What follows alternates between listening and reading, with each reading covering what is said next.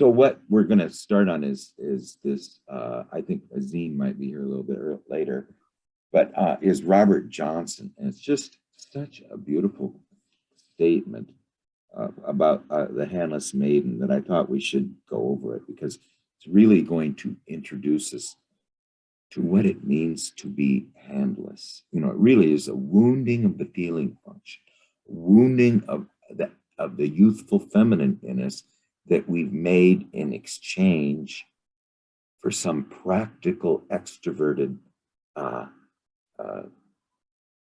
something that makes our life easier, but we didn't pay a price for it in the psychological realm. And so what we did is we gave up. We have an scapegoat of the youthful feminine in us. And the way Robert Johnson tells the story too is makes a lot more sense. Like, for instance, the devil shows the miller who was grinding the mill, the flour by hand earlier, is now he's allowed to do it through water, you know, all by himself. And then when they go back behind the mill to get the price of the devil, which he thinks is the old tree, there's his daughter.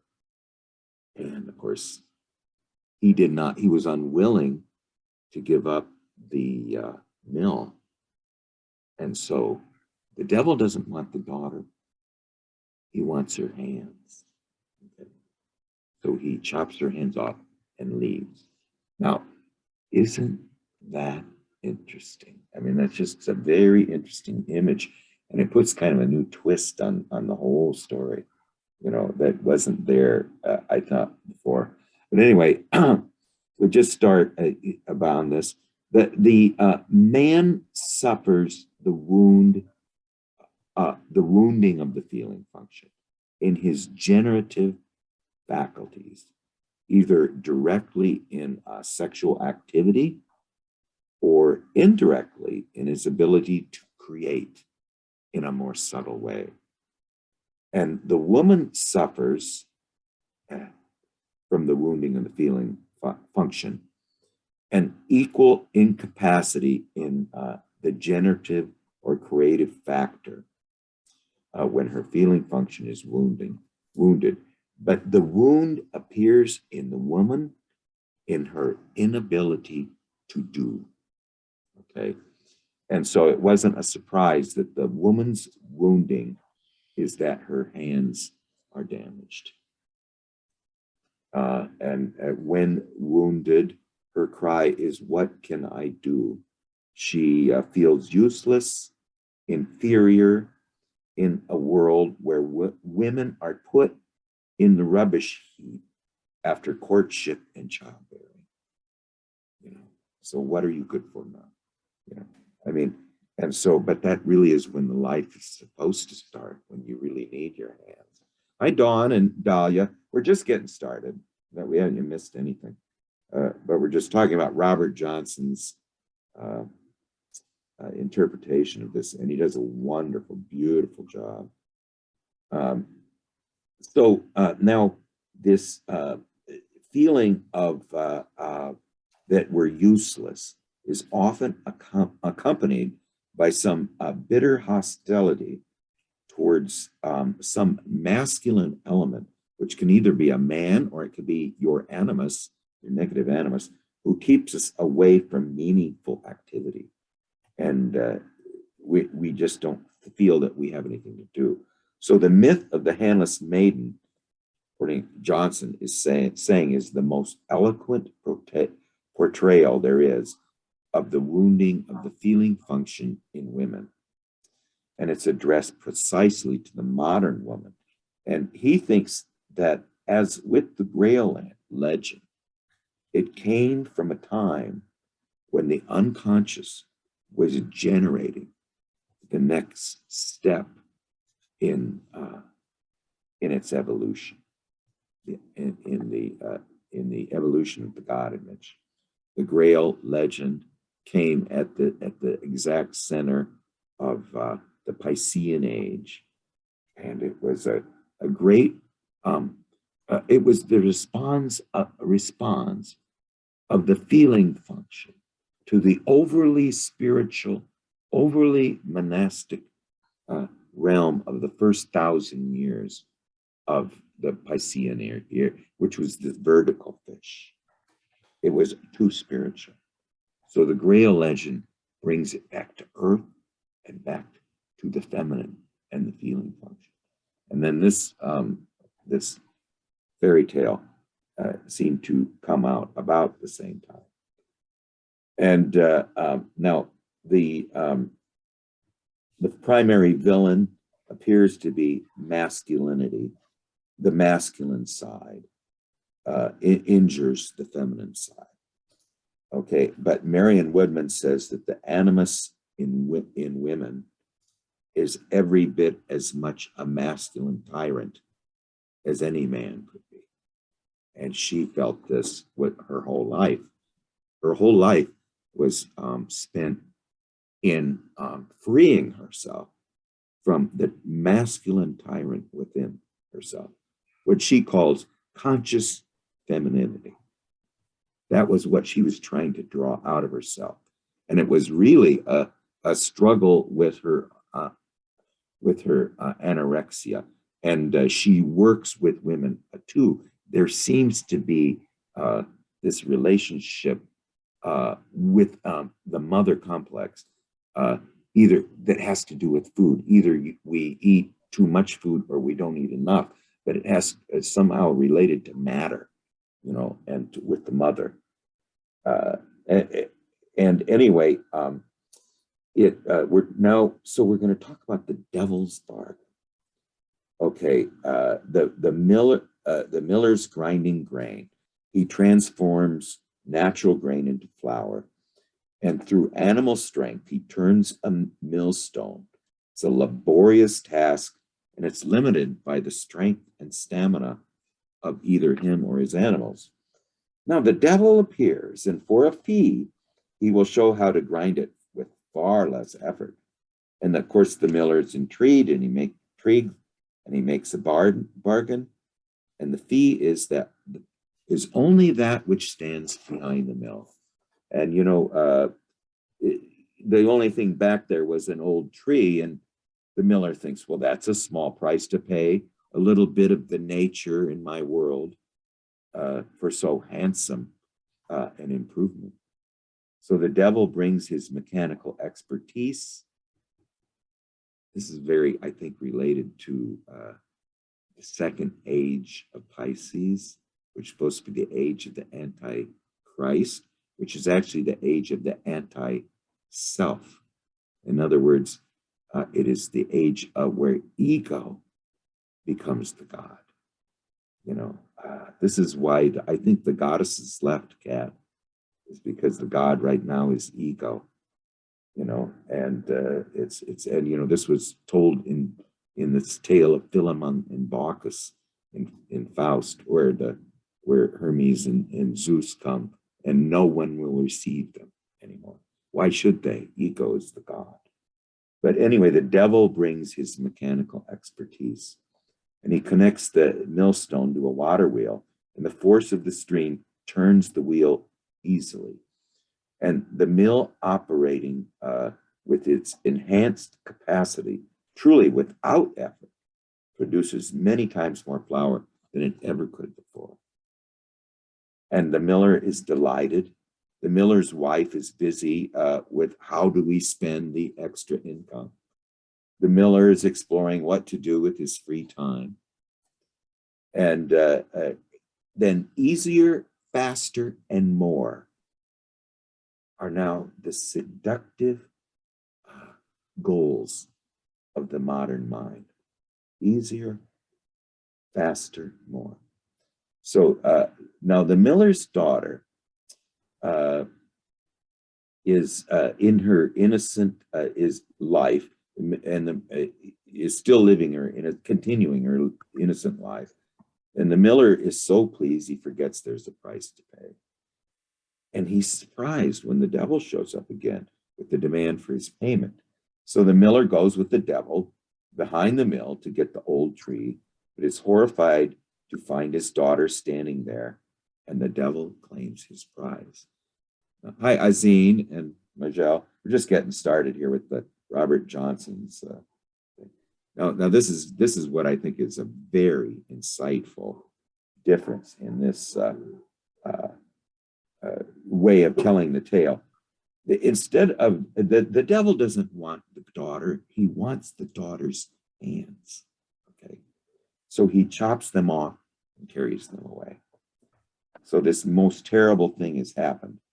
The mechanical advice came at the expense of the youthful feminine. Okay, now this youthful feminine aspect is in both men and women. You know, I mean, you know, it's very interesting too. Feminine and masculine are like any, like good and evil, or like dark and night, are poles, and time does not begin unless you have opposites, poles, the feminine and the masculine, and then that allows the energy flow to flow between them. You know, and also it's I think it's very true that you know how say blue jays look exactly alike, the male and female. A lot of animals do, but the feminine energy shaped, you know, what Joseph Campbell calls the non-knuckle walking hominids in a certain way, and it shaped the male hominid in a certain way, shaped their bodies, shaped their minds, you know.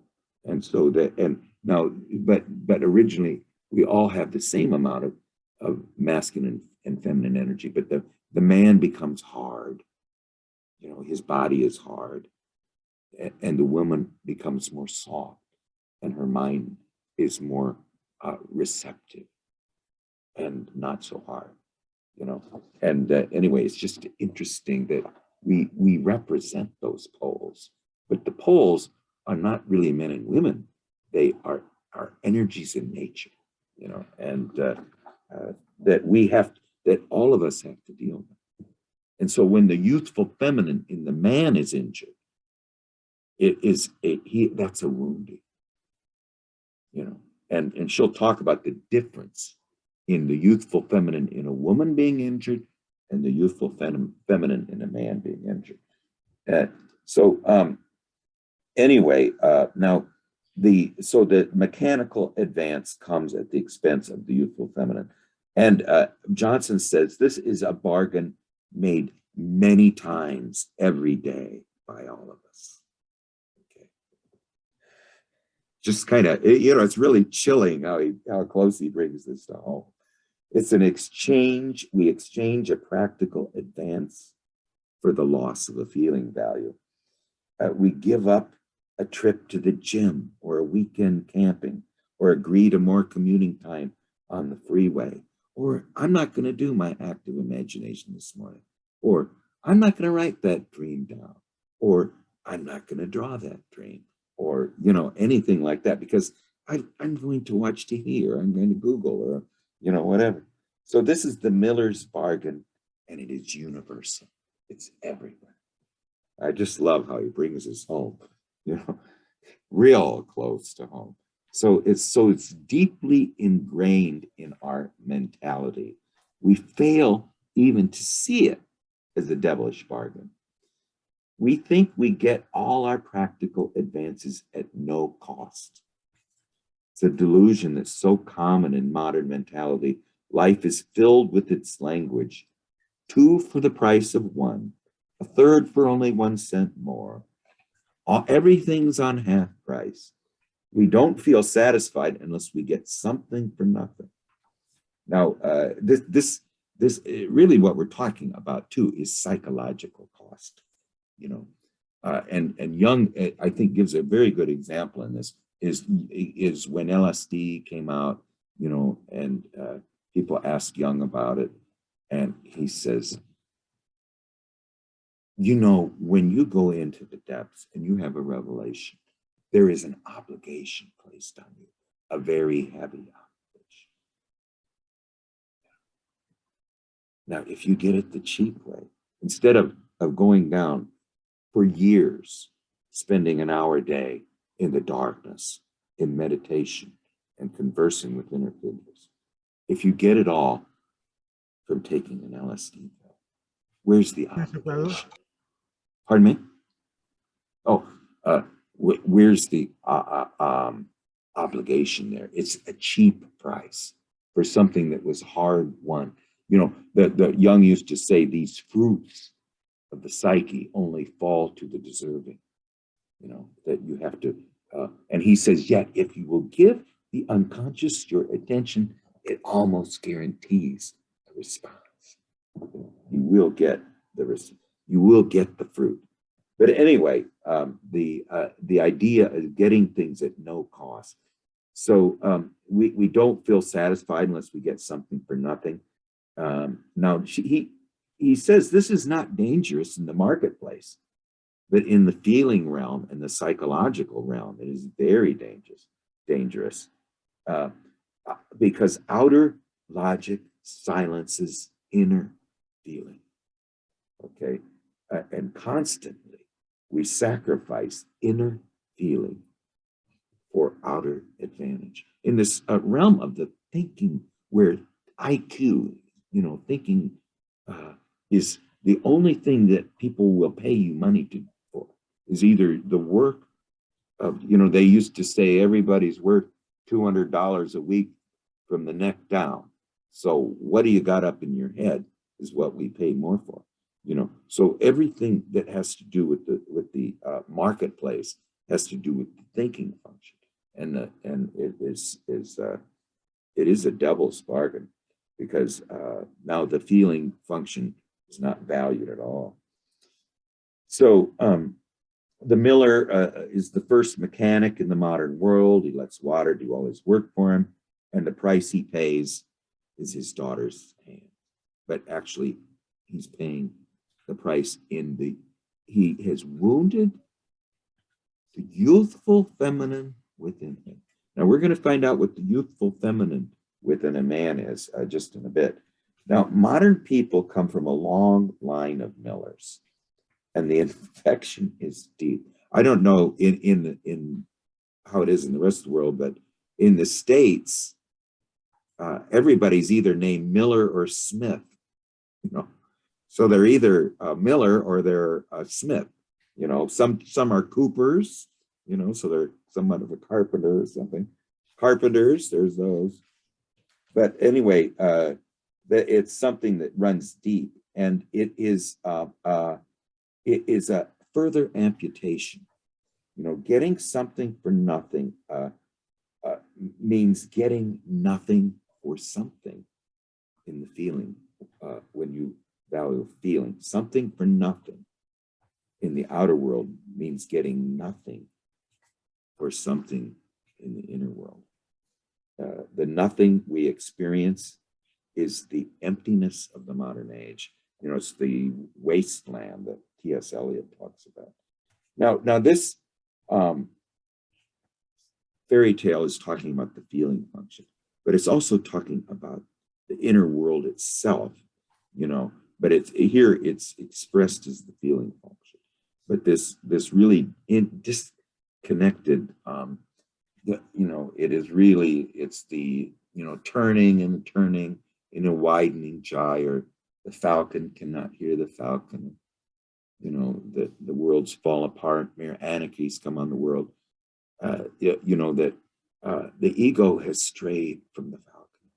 You know, and there's this wonderful saying in Parmenides that there is a conductor conducting music behind our back, and we need to turn and face the conductor so that you know, we can properly be guided in the music that he's conducting. You know, and we've turned away from it completely. You know, this is what Edinger says is the devil is the ego archetype. You know, ego archetype is in the modern age. It used to be the body. You know, in the first half of Pisces, it used to be, let's get away from the body. And it was represented by Pan, and that's why the devil has horns and goat feet. Now that used to be a very positive image in the Greek mythology, but because in this very, very spiritual Christian era, it became the thing they wanted to get away from. So it became the very symbol of evil. But it seems like in the second half, it is what must happen is in Notre Dame, the goddess raison or reason must now sit upon the spiritual throne, and ego is now the god, and this is kind of what you find in Faust. This whole thing of Faust is about that. Now, he talks about the free gifts of nature are air, sunshine, food, joy, and they can be enjoyed without wounding us. But the trick of the devil is to turn this natural bounty, which we can enjoy without wounding, into a commodity through what is this mechanization, psychologically speaking, wounds us to the core in the feeling function. The confusion of levels creates the havoc. So the dilemma can be described as a contrast between, now this is beautiful. Now that you will not have heard this anywhere before, I think, and he just kind of throws it out here, but it's beautiful. The dilemma can be described as a contrast between the mother complex and the mother archetype. Okay. Now we've talked about the animus and the masculine here wounding the feeling function, but now we're going to hear about how the mother complex. Now here where she said, the point is that the free gifts of nature, the air, the sunshine, the food, and the joy can be enjoyed without wounding, but when they turn into commodities, they start to wound the feeling function. And so he's going to try to explain this by the difference between the mother complex and the mother archetype. Okay, the mother complex is the regressive part of psychology that wants us to go back to an earlier level of adaptation, where we were cared for by a mother who gives us all and requires no effort from us. We don't need hands. If we live in this land where children never grow up, where the mother takes care of us all the time. The mother complex is getting something for nothing by a regression of consciousness. In other words, what I think Edinger said, and I think Anne Belford Ulanov wrote a book about it, is the greatest shadow is the unlived life. Okay, and the reason it's an unlived life is because of the mother complex. That we don't ever leave the womb. We don't break out and become, sort of, realize that we have a task to perform in our lives, a destiny. And it's not related to our work life. I mean, it's related to this time after courtship and childbearing. There's a task to perform. Okay, now are we going to be handless? Or are we going to, after we've accomplished our biological purpose, the mother complex somewhat keeps us handless, and we're not going to ever do anything. Now he's going to talk about the mother archetype. Now, the mother archetype is the bounty of nature, which gave us our bodies, gave us our life, and all that we need for life, our legacy from being alive at all, out of living peaceably with the bounty of nature, which is the pure gift and lives within the Tao of the natural order. And I think it's also it's just the mystery, which we take for granted so much, of being alive at all, of sitting here looking through your eyes, and feeling everything around us. You know? And this is, you know, that in the Gospel of Thomas says, when will the kingdom come? And Jesus says, will not come by waiting for it, will not come by expectation. The kingdom of the Father is spread upon the earth right now, but men do not see it. It is here, it is here. Now, see, this is the mother archetype too. It's just this wonderful mystery of being alive. You know, the inexhaustible energy of life invincible. You know, and in Carmina Burana, you know, you hear him say, "Veni, veni, veni, come, come, come." It's just this beautiful image. You're alive, you know, you participate. So that's also the mother archetype. And it was just this beautiful mystery of life. Now, the father archetype is the one where a meaning is placed on this sheer life, sheer nature. A meaning comes to it that is more than just the great bliss of being alive. There is another thing that must need to happen. The philosopher's stone must come into being. The divine child must be born. You know, now that's the meaning aspect which the Father provides. And you know, Marie-Louise von Franz says that the revenge of the mother archetype is materialism. And the revenge of the father archetype is rationalism. So we're living in a world where we're not experiencing that first part or the second, we're not creating the philosopher's stone, let's put it that way. And we take everything for granted, this absolute stunning miracle of that. Now you've heard about Rabbi Zusya, you know, the Hasid, and every time he actually realized that he was actually alive, he fainted in disbelief, you know, because he couldn't believe it, you know.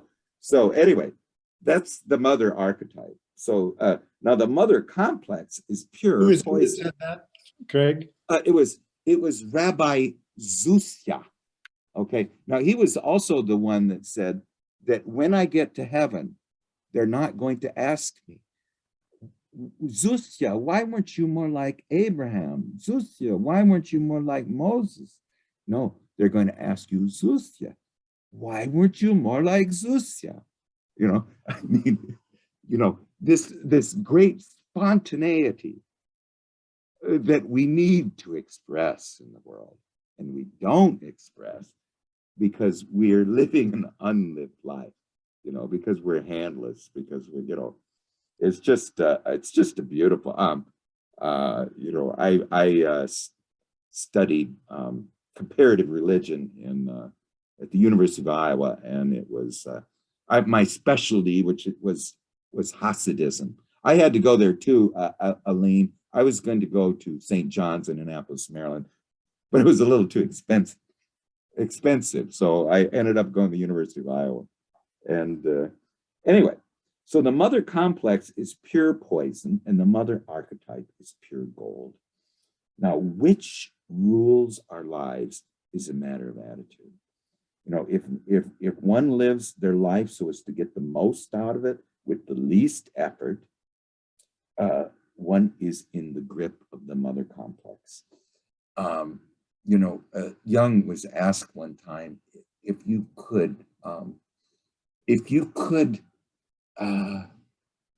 become individuated, which really means to become undivided, you know, to not be divided anymore. And really what's divides us is our life force and our ego awareness are not, they're far apart.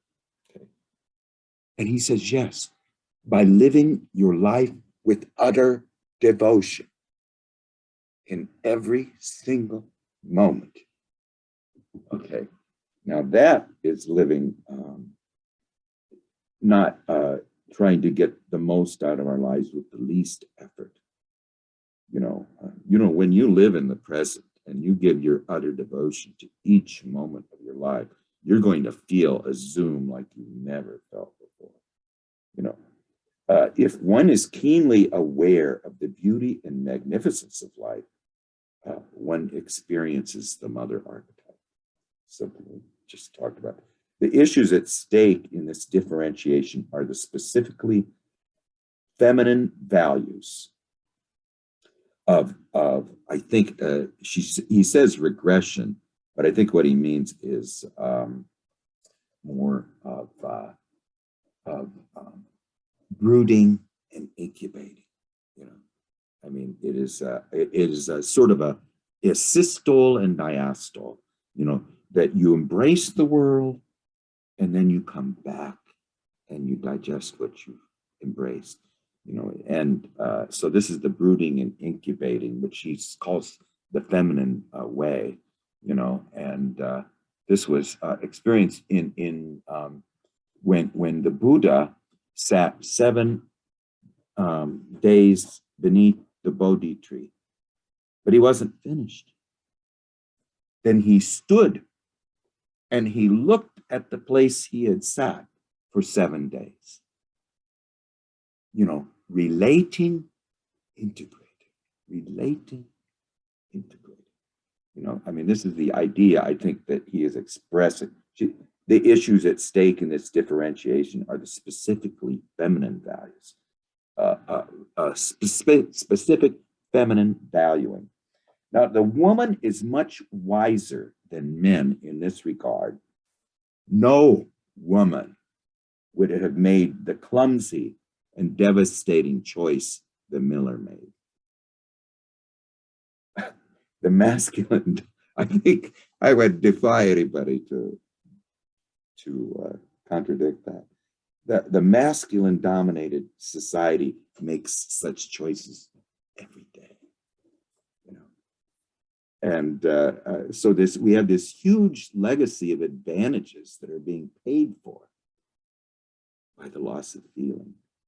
A bargain acquired on the marketplace is not wrong, but a bargain acquired at the expense of some absolutely essential inner value is extremely dangerous.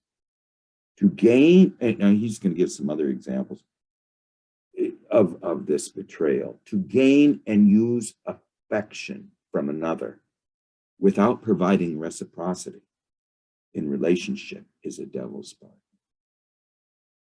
Okay, someone is in love with you, you don't love them, but you use their affection and you have no intention. That you're just going, that's a devil's bargain. If one wants relatedness but will not give relatedness, it's a devil's bargain at the worst. Material comfort comes at the cost of feeling values is a devil's bargain. For instance, to have a surgeon, a life-saving surgeon on duty at any time to save my life if something goes wrong, someone must spend endless hours in school to gain this skill. So they give up their youth and their spontaneity so that my physical world may be safeguarded. It might be a good, fair bargain, but it's a sober one. You know, a demand for luxury that indirectly costs most of their waking day cannot be so easily reconciled. It's now he's giving some examples of devil's bargains here. A demand for sexual experience outside the framework of relatedness, whether by a man or a woman, carries a terrible cost paid by everything feminine within both the man or the woman. And who pays the bill for this bargain? Generally, it's not the mature feminine, the miller's wife, for she is too hard-boiled and too canny to accept such a price. They would never cut off her hands. And it wouldn't make any difference if they did, okay? But instead, the youthful feminine, this aspect of the growing thing within us, which is absolutely needs, like, you know, my dream said today, living, not just living hands, but living green hands. You know, the hands need to be green, represent that growing thing. So the feeling life of which one is unaware, has not yet become conscious, seems like it's an easy price to pay for all these gains. But it results in moods after we've sacrificed it. It results in moods, depression, a general sense of malaise, anxiety, tenseness.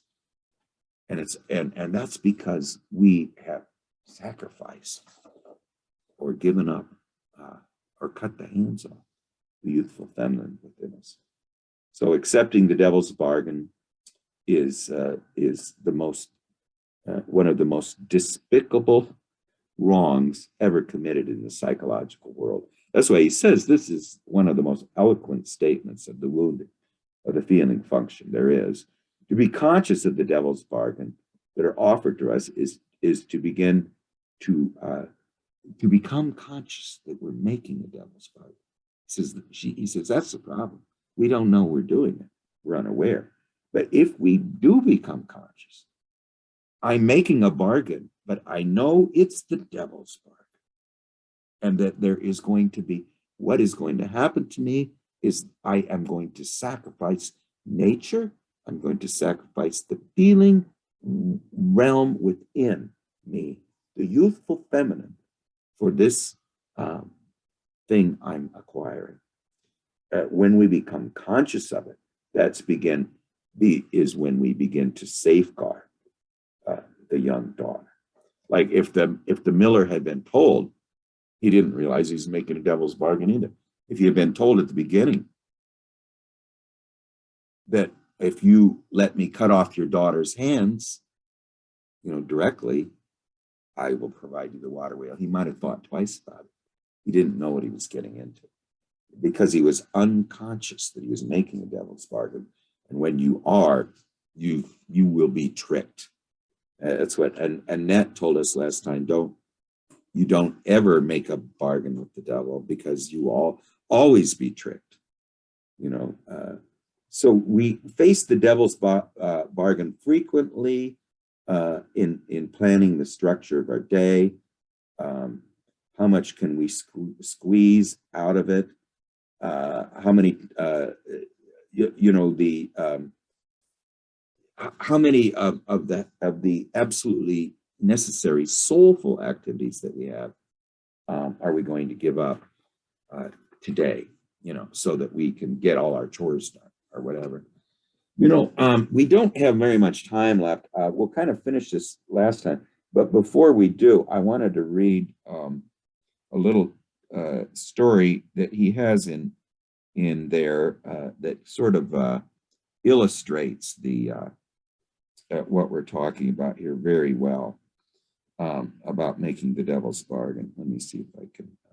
At 11:45, we're going to we'll open it up for discussion. But this is the discussion of it really comes to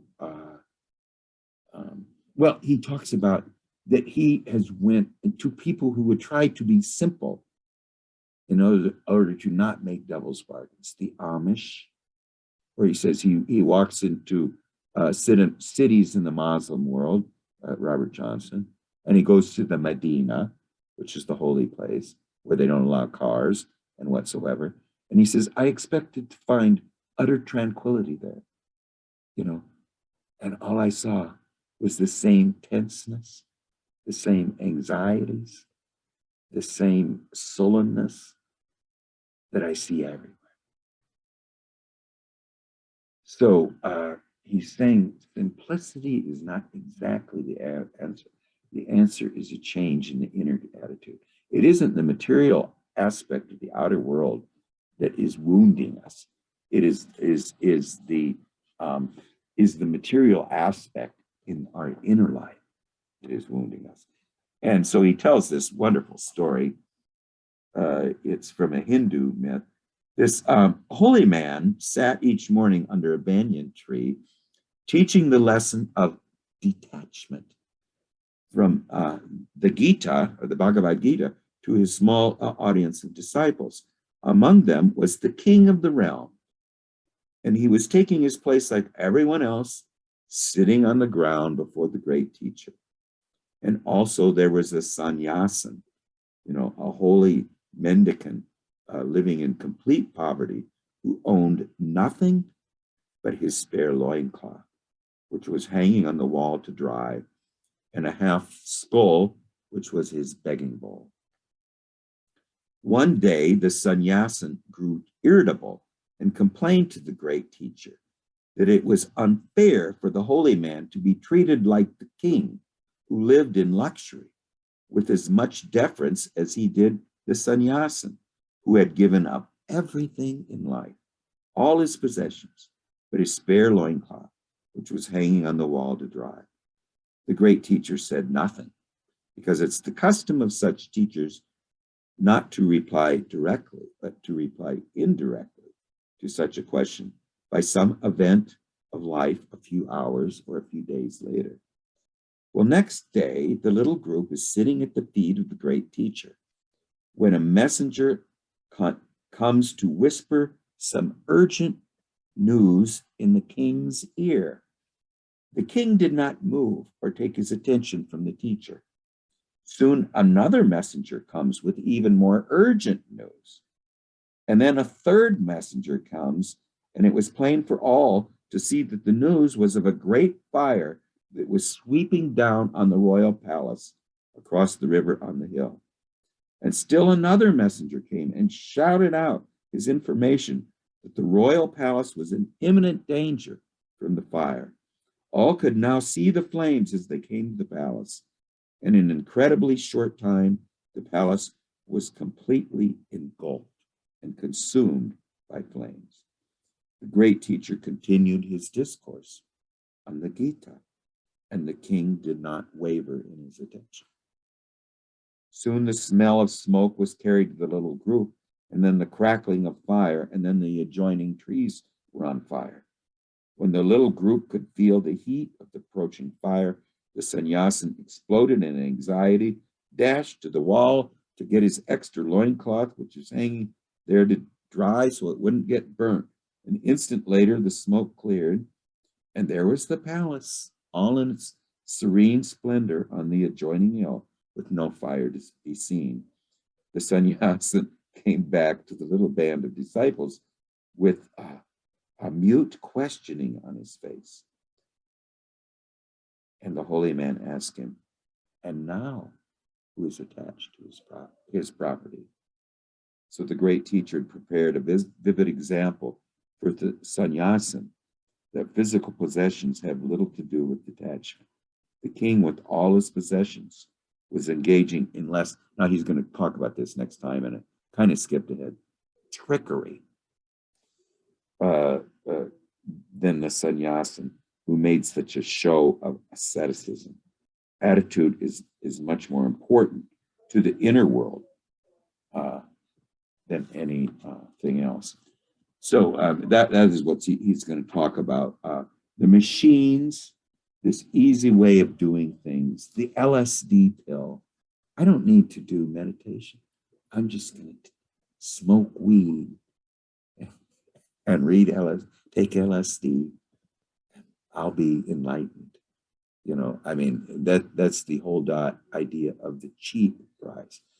Now, to a certain extent, that might be true, but if you do the inner work, but, again, it has to do with the inner attitude. I mean, Amy and I were watching something about the South American Indians yesterday. And before the shaman started, everybody is, they're smoking some kind of sweet grass or something, and so that their minds can be a little more. Well, anyway, why don't we start the discussion? Since I've got barking dogs, go ahead, Gary, and we'll just go around. Yeah, I'm just going to go in the order that everyone's in my screen. So, Tim, you're up first. Well, this is a fascinating topic to me. One thing I've been ruminating and writing about for several years is the concept of what I call the erotic crisis, which is which is exactly what we're discussing. It's the idea that human beings are so enamored of the making life more efficient, quicker, easier, cheaper, that at this point in history, we've made life so easy that we've kind of hit the apogee. And from this point forward, the easier we make our outer lives, the more threatened our crisis is. I did a TED talk about this a few years ago. That's about, we have a choice between survival and efficiency. And the coming AI is going to be able to survive because it will be totally efficient. But the human being is not going to be able to survive because we depend on quality of life, on things like clean water, which is really expensive, and all of the meaning and the things that make life powerful for us, relationships and being attached to nature, and all of that is being threatened um, by the devil's bargain that we've made. And I think about this like every time I get in my car, which is not very often, I think, okay, I'm burning fuel that is going to kill our grandchildren. And is it worth it for me, to drive to the store or whatever I need to do to make that devil's bargain? And um, I, I think it's one of the most critical items in our contemporary life. I think of the erotic crisis as being climate change on the inside. It's when we sell our flesh to the highest bidder, basically. And I could go on forever about that, but this seems to me exactly what the handless maiden is about. Relatedness, or having the affection on one side that you use for your own purposes, but you take relatedness, but you don't give relatedness, and that's the devil's bargain. And you can think of, trophy wives or whatever, but the idea, I think could be the other way around too, trophy men or whatever. But the idea too is, I think, expressed in what they say right now is matter is trying to become conscious, and people recognize that this is what something's going to happen in the Aquarian age. Matter is going to become conscious, but instead we, like spiritus contra spiritum. This was what Jung told Bill Wilson in AA when he wrote him a letter, is that that what the alcoholic is mistaking for spirit is found in alcohol. But we do the same thing everywhere. What this meaning and wholeness we absolutely require. We identify with some outer object, some outer movement, or anything. Anything in the outer world, never anything in the inner world. In other words, the problem is really an inner problem, not an outer problem. This is. I just wanted to read this one thing. It's just it's beautiful little thing. This was on von Franz's 70th birthday. Jung used to tell preachers who were going into the ministry, he says, preach to yourselves. Before you preach to others, preach to yourself. But this is something von Franz says. What is the growing edge of Jungian thought? It is a whole, it's indivisible. What problems might young analysts explore? Their own. What problems might young analysts? I mean, if you had another lifetime to live, would you be a young analyst? Yes. What direction would you pursue? I'd follow my dreams. So in other words, she hasn't, the gates of heaven haven't opened for her yet. Okay, so what are you doing today to facilitate the transcendent function? Now this is pretty simple, but it's very profound. Quite simple. I write down my dreams and I meditate on them and try to understand them with active imagination. You know, there's somebody wrote Jung a letter right before he died, and Jung replied to him. Didn't even reply to the letter he wrote. He would just kind of write himself. He says, you know, some people get a little bit of this, of what I'm talking about, and a little bit of that. But nobody gets the whole. So I've kind of given up talking to him. Because there's only two things I can tell people. And he says, one is, you do have a living soul, and it's not you. It's within you. It's alive and it's conscious. And the other thing was, there is a treasure buried in the field that's waiting for you. The divine child, the philosopher stuff. Okay, so how do you get it? I pay attention to my dreams and I try to understand them through active imagination. That's how you find all that stuff. But anyway, you know, if you ever, we project everything into the outer world, you know, that's where our meaning is. It's over there. It's over there. You know, no, it's here. You know, and he says at the end, and this is something that Jung actually told Robert Johnson, what's going to happen to the world?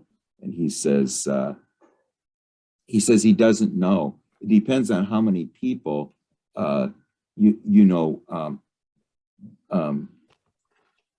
find wholeness in their lives.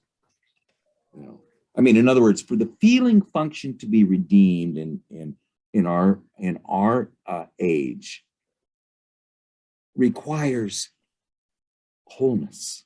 Okay, so he says he doesn't know. It depends on how many people achieve wholeness. You know, that's how the feeling function is going to be redeemed and rescued. And where are we going to be if the feeling function is not redeemed in us? But anyway, thanks. I love that quote by von Franz, you know, about the dreams. That's just, you know, and it just feels so true too. You know, you have to go back through your dreams. Well, thank you, Tim. Aline, do you want to go next? Oh, and you're muted. I've always loved Robert Johnson. I mean, he's always given me access to Jungian philosophy in a way that's simplified, especially in his book, He and She. I don't know if y'all have read that. It's pretty good. But right at the beginning, you were talking about Robert Johnson's talking about putting the useless on the rubbish heap. And I was reminded of Germaine Greer, one of the early feminists. And she had used that exact phrase that Craig had said at the beginning of class about being useless, put on the rubbish heap. And Germaine Greer said, but when you reach menopause, when a woman reaches menopause, society puts her on the rubbish heap, and it's a great thing because then she can truly be herself. She can say what she wants. She can do what she wants. She can self-actualize herself is what she meant. And I've never forgotten that because I was going through menopause when I read that. And I can't remember the name of her book, Germaine Greer, but it was something about the feminine. But I don't know. I just appreciate Robert Johnson so much. So thank you, guys. Kind of a freedom, you know, the idea of that nothing is expected of me, so I can do anything I want. I mean, where are my demands? I don't know. I don't say it's positive, but I like what you that's wonderful. I think retirement is the same for men. Yeah. Yeah, we're useless, you know. Oh, yeah, totally. Nothing is expected of us. Monica, would you like to go next? Oh, and I'm still no, sorry. I'm still so new to this whole thing. So I rather just listen because I don't think I have even the knowledge to say much. So I'm really like take it in everything that I hear here. We So can I just think tell I us, read- Monica, about some of the things like that you've done, or where you are, or what you've been working on, or. Oh, well, I had my breakthrough when I was around 40. So I had to leave America and go all the way to Tasmania to kind of, go back slowly to where I am now. And has been a long process, has been like 11 years. And from like a lot of beautiful, wonderful experience, but going straight to my conscience, like dealing with it, getting out of my meds because I could not take anymore, and I want to be clear mind and feel all the things that are coming to me, and not just like how you say sometimes my English, just not numb whatever I was feeling. I still want to feel everything so I can go through. So I started studying what I had, what I was having, because I could not understand back then what I was going through. And from that level, I had to go to visual art school because I could not go out of the house. So I was asking myself on my meditation, Monica, what are you gonna get out? How you can go back to your out world instead of just being in. So I remember, and I had an insight when I was a child, I just draw forever and ever. So maybe this will take me out a little bit. So it was very hard even to go to that school, but was the best thing I ever done in my life. Was the best. I found myself, and was very hard. But so after I complete this, I did some art therapy course, a transpersonal course for 2 years in Tama River in Tasmania. That was the most beautiful thing I ever done. With 10 people, we used to meet there for 2 years, and the weekends once a month. And that's when Jung was introduced to me, and I could just go beyond that and read and YouTube and read. And then I did some courses, expressive art therapy. And when I was working a little bit in Australia, in Melbourne, because I moved back to Melbourne, but then COVID came, and some kind of a little bit of my anxiety, because I was far from my family. There is some in Brazil, and my kids are in America. Now I'm in America. But to see my mother instinct was all over the place because I was far away from my kids. So I stopped working, and then I came here to America in May to stay with my kids for a little bit. And my daughter had a baby, so I'm helping her while I'm doing my studies. And I started last year a psychoanalysis 4 years course.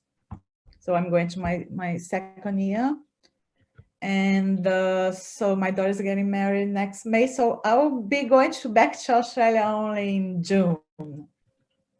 So I'm helping my child, being a grandma and studying a lot, and just enjoying my time, trying to enjoy it. You're doing the psychoanalysis along with the study. You're going to be a therapist then? Yes. I want to be a psychoanalysis. Yeah, because I did already a little bit of the expressive transpersonal art therapy. I did this with some clients that I work for on organization in Australia. So I did this in Tasmania for a year, and then I moved to Melbourne, and I did a little bit too. Yeah, I think, before. when you come to psychotherapy with, many of life's experiences, and suffering, it makes us, I think that's will make you a very effective and, compassionate.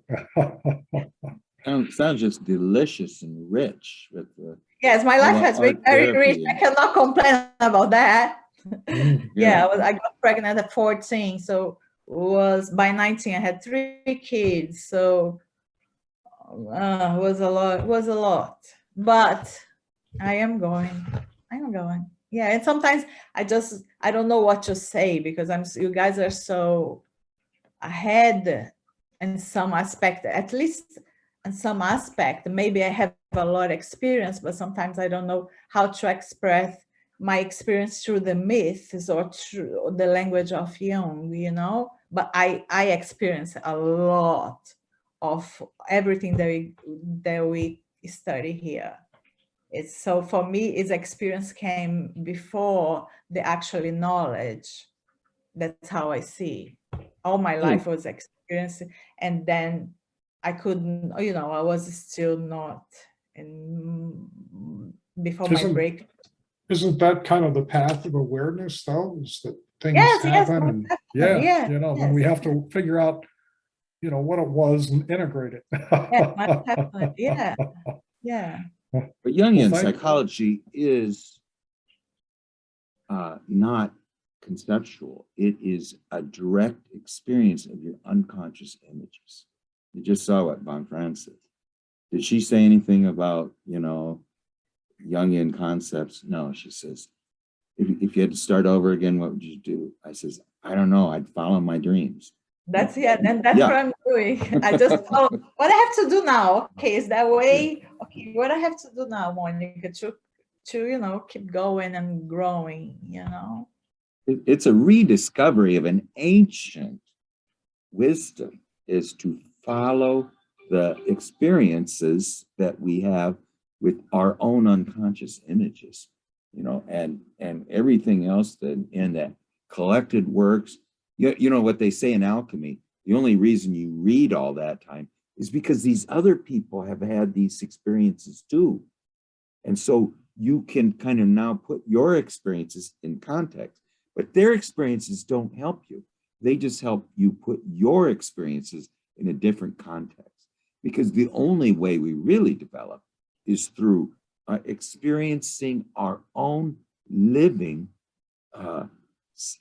life force, which is, it told me one time when I was talking about this one very doubting Thomas part of myself that didn't think it was very fruitful to do all this active imagination. I said, what do you think about that guy? And she says, who does he think he is? Who shaped his body? Who made his eyes see? Who made his ears hear? Who gave him his voice and his ability to articulate and his awareness? And who wrote the language that he's speaking? Do you think I can't speak too? I speak. Listen to me, So one of the things that you put up earlier, up on the Jung study group, Craig, and I think it was there, but you talked about, and I forget who it was that said this, but if you feel like a deep emotional affect, that you stop and you ask the anima, what is this? What is its significance? Can I have a symbol? And I tried that, with one of my complexes from long ago, and I finally got a symbol, and I'm still working with it, but I'm almost tempted to make a sculpture, and I'm like, oh my gosh, this is like, there was so much meaning in it, and it's just shocking to me that you could get that just by asking the question and stopping and waiting for the symbol. And I guess that's like, maybe that's also a form of active imagination, you know, because, you know, you're waiting for something like that to present itself. Did you have anything else, Monica? No, for today, I'm good. Thank you. Okay, thank you. Thank you. Dahlia? Hello, and thank you very much for all the texts. So I really love the the feminine in fairy tales and the last text too. And yes, I had some ideas like which I think were touched me personally. So the first was about feeling and feeling function, and I think Johnson said in the beginning about also valuing, like its value, giving worth to things. And now I understand what this function is about. It's like, whoa, okay, so that was one like tick. And then also that idea about vocabulary. If you don't know how to, you don't know the word, like you're not then conscious, or is it's too poor to understand things. And I think I'm very much into languages. And I remember once I was also learning one language I didn't know well through another language. I was studying in France and I was learning still French, and I decided I want to learn Russian as well, but I was not. So but I had at that time I had really like how to say, hunger for yes, for words, for vocabulary. And it's also the same thing like words or the language, which brought me back to Lithuania, because I was so missing my language. I don't know, it's like it was very attached to me for like even like I remember like French guys, if they were like flirting with me, and it's like, no, but you don't speak Lithuanian. So it's not like I don't know. I started like missing the words in my native language very much. I never felt that before. So I think that was like yes. And so I love this metaphor about like language and yeah, like value and worth, these things, like yes. So I don't know if it was very structural, but these are the ideas I can share. Von Frentz said that Lithuanian was one of the most rich and unique languages in Europe. I mean, she wrote that about the kingdom without space. The guy that wrote that was a Lithuanian, and she thought that some of his insights came from the Lithuanian language because of its richness. One of the aspects of that's mysterious, I mean, about, or hard to understand, about you've got the anima, you've got eros, you've got the feeling function, and they're not the same, you know. Now the feeling function is along with the thinking function are the two conscious functions. And the two unconscious functions are intuition and sensation. They just happen to us. We don't have to do anything. But in thinking and feeling, now see, the effect of being in love or of loss, those just happen to us too.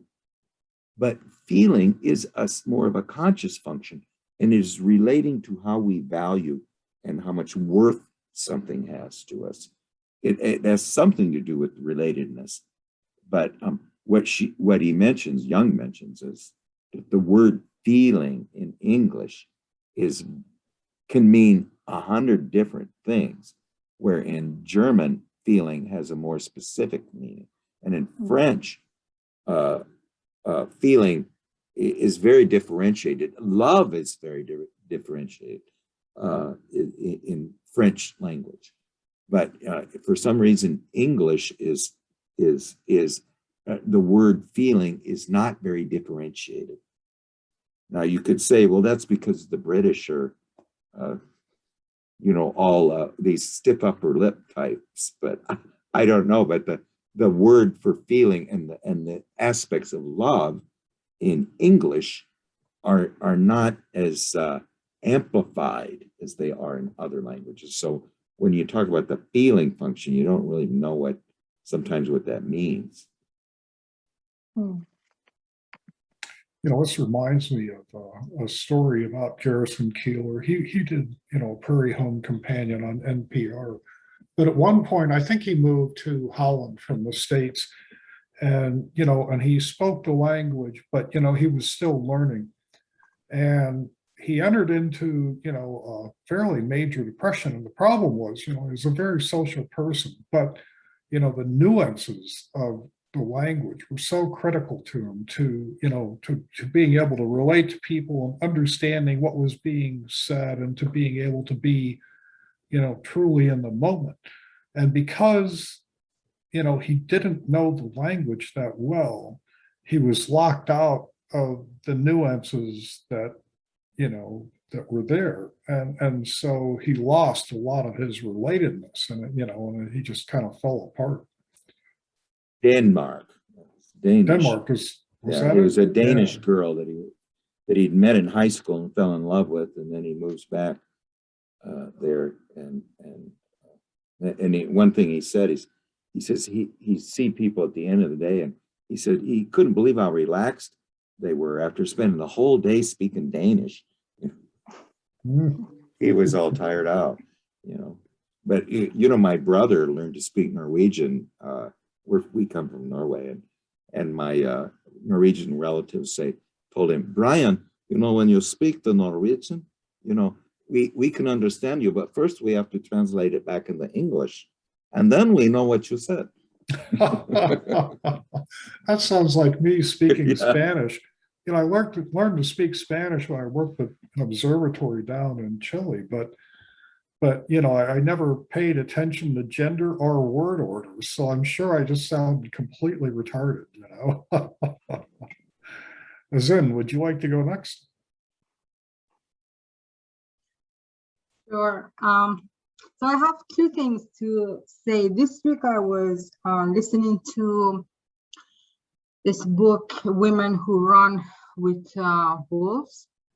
And there was, she said something about the Grimm's brothers fairy tales, which is very true, that they're basically narrated through they have a patriarchal narrative. And sometimes we don't notice it, but it is there. Like, for example, the power of beauty. In Sleeping Beauty, we read that when the father saw the little girl, his daughter, he was just shocked at the beauty. And we had this conversation in our group that how powerful beauty is, and the power that women have over men because of the beauty. But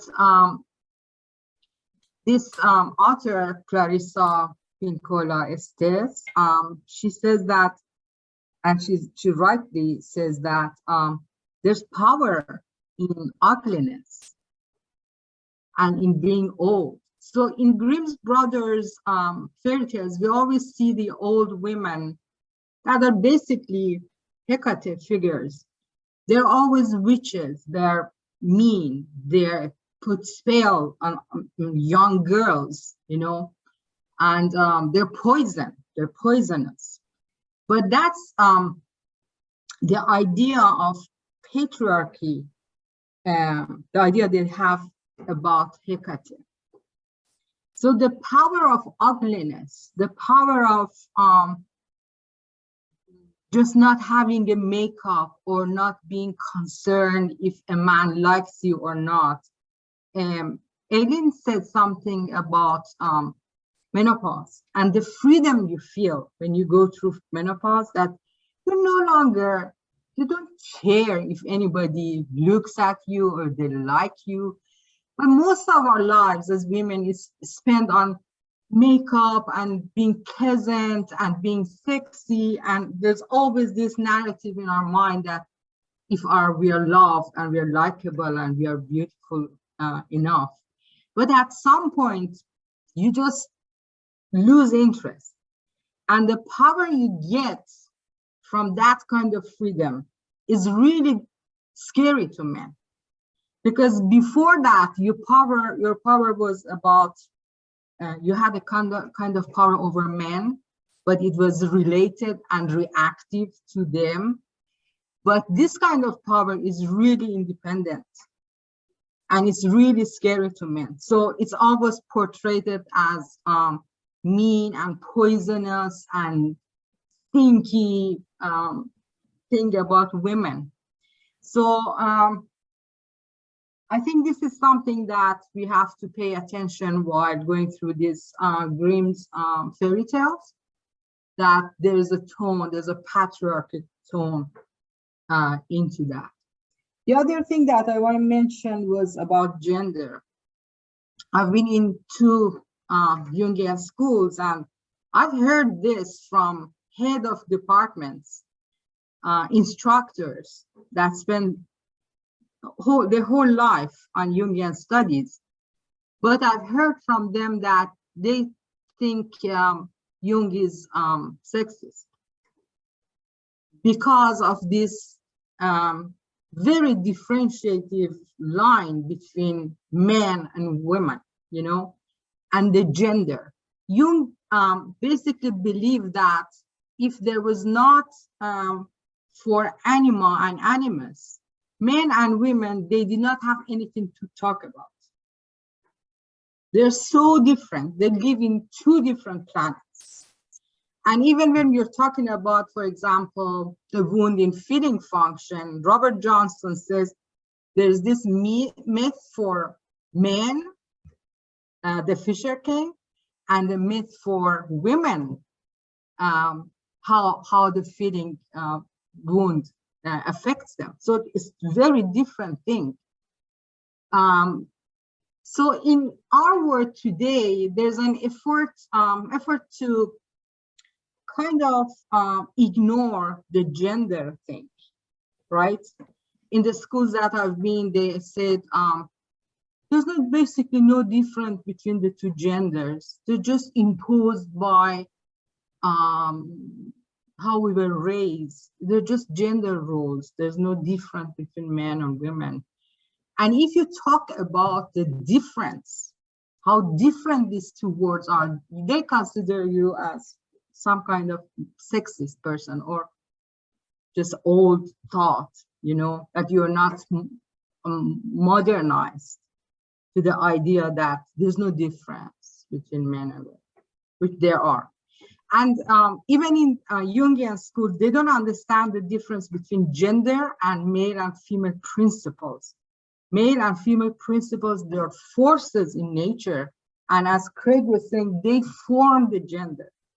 They form our body, they form our mindset as women and men. So these are things to consider in our time when we are reading Jung. He really, and all the Jungians, I mean, Jung basically talked about anima and animus a little bit, but the whole body of work, you know, on anima and animus was done by Jungians, especially Jungfrauen, the women who were working with Jung. So I think these are things that we have to remind ourselves that this approach is not sexist. You know, gender, it's been millions and millions of years that animals differentiated, you know, and it's beautiful. It's the beauty of this. So it's okay when we talk in these small groups, but when you go to academia, you go to a presentation, you have to be really, really, really cautious because they're going to attack you. Even Jungians, they're going to attack you. Thank you.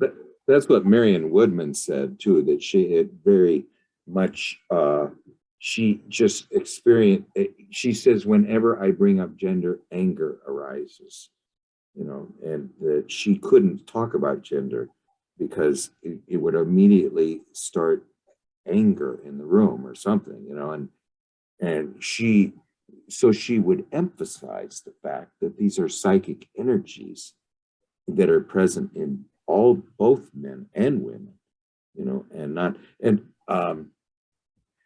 you know, I just, two thoughts I had while you're talking. One was Lillian Fry Rohn. Now, first, almost all Jung's people that worked with him were women, you know, I think it was like 70% of his patients were women, you know, I mean, but if you look, he did not have very many men colleagues that were Jungians. I mean, but he had no end of women colleagues, you know. But one thing that Lillian Fry Rohn was she was also an expert in astrology. She was Jung said that when he was, you know, in the age of great scholarship, you know, like of Oswald Spengler and you know, all these people that wrote, who was that, Edmund Gibbons, you know, all these great scholars. There were these great scholars in astrology, and she was one of them.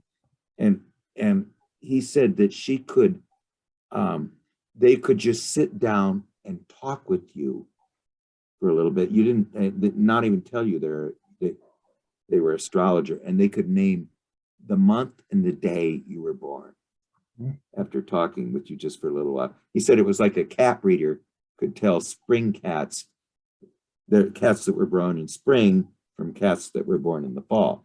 But anyway, one of the things she said was that if Jung was not a man, she thinks there would be a lot more discussion of love in his works, and that's the one thing that she found that was missing, you know, and that was what Emma Jung was working on was courtly love and the Grail, and von Franz worked with that too. But she said that she thought that was the one thing that was missing in Jungian psychology. One of the things I really like about more modern Jung psychology is the emphasis on the importance of body wisdom. You know, I mean, it's as far as me, one who's far from the earth. And I wanted to tell you just one little quick thing. Oh, we don't have much time. But you know, when you were talking about the you know, for a long time there was no gender in life because it just split apart, you know, and now you had two. The nucleus would split, give you half of each one. Well, when they thought that, you know, the great mother that fills all niches in life said, no, we need more diversity. So she had one aspect of it that came out like the male aspect, and now it's more mobile and it can go around and fertilize all farther away. It isn't just splitting this one thing. And so it, go ahead. This is very interesting that, I mean, I don't like spirituality. I'm fighting with spirituality in general. It depends on how you describe it, but lots of mumbo jumbos that is presented as spirituality. Like, for example, the emphasis on nature and mother nature, you know, but when it comes to gender, they say there's no gender. Everybody's like each other, you know. It's weird that they don't even see the nature and the nature of the nature, you know. And there's also this spiritual new age approach to Jungian studies, and you see a lot of emphasis on goddesses and how feminine is wiser and better than masculine. And I even hear it in this group. This is not Jungian, at least from my point of view. There was this movement that I'm fascinated about, man's mythopoetical movement. Robert Johnson was in it. Joseph Campbell was in it. Robert Bly was in it. Martin Shaw was in it. So there was this groups, retreats that they were trying to gather as men and talk about what's happening to men in our time. A couple of days ago, I think it was yesterday, 2 days ago, November 19 was Men's Day. So I posted this Happy Men's Day, and I sent it to many of my male friends. Most of them, they did not know there was such a thing as Men's Day. Some of them get really emotional when I said that we respect you, we love you, we admire you. Because that's not how men are feeling these days, right? They feel a lot of guilt feeling and stuff. And I always say this in the schools, and I'm always in trouble for it, but I say the next step in feminism is the new male god. This is critical for us to find the new male god. So I just want to say that we need to be really aware when we are studying Jung, that we are not mixing it with, I mean, there's some supportive things in Jungian studies for New Age and spirituality, but I think to me, it's beyond that. Well, thank you, Zen. It's always interesting. Kat, would you like to go next? Hi everybody. There's been some very interesting things going around, and for me, I'm struck by everybody's sort of contributions, like from Tim's stuff about the earth and what's happening, and Dahlia especially. I was thinking of the Native American guy, Russell Means, who he got a quote from a black woman by saying about when people are displaced, when people move, when they lose their language, they usually, they lose the taste out of their mouth, the taste of life, the taste of experiences. So that's what struck me. Also, I was thinking about it just seems to be such a great, from my observations, a great sort of spiritual soul impoverishedness that's developed over time. This isn't just a contemporary issue with earth and gods and goddesses or whatever. This has been going on for thousands and thousands of years, and we are reaping some of those things as far as, and also those that come behind us are going to be reaping the rewards from what we've done. There's just lots of big things to think about, and it's like what we was talking about the other day, Craig. It's just some of it just seems so very petty compared to what we could be doing, and I believe personally, active imagination is the key. And Azir brings up a very good point about gods and goddesses and things like that, because it's almost like we've lost the taste for life, that we've lost the spontaneity in favor of convenience and consumerism and everything else. And again, it's not just this age issue. It's been going on and building up over thousands of years. So what do we do?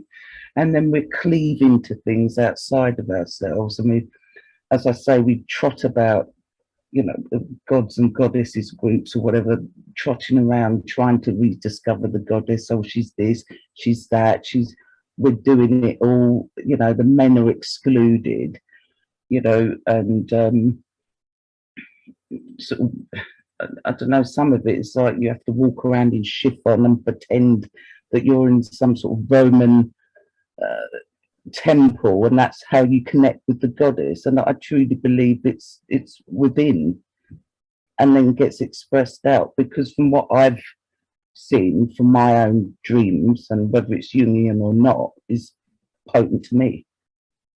And that's it. It's my connection to the divine. It's my connection to my active imagination. I don't need an intermediary, whether it's a priest or a shaman or a politician or whatever, to tell me about myself and my connection. So thank you all. Yeah, that was so beautifully put, Kat. I mean, Oh, because thank you. in the end, you know, individuation, how could it be anyone other than you? You know, I mean, you aren't going to find it in someone else. You know, they've got their own path. I talk to the living goddess every day. I have never talked to a male figure. I can't. I don't know. I think it has something to do with the fact that I'm a poer eternus, but the only inner figures I talk to are female. Because you're a man. Yeah, I think it is. I can't, there is no communication between. I always wanted to talk to Hermes, and they said, you're not ready to talk to Hermes. Mm. Yeah. Well, Don, will you have anything for us today? No. No? Okay. Well, I think we've made the rounds and we Okay, timed great. it perfectly. Okay, perfectly.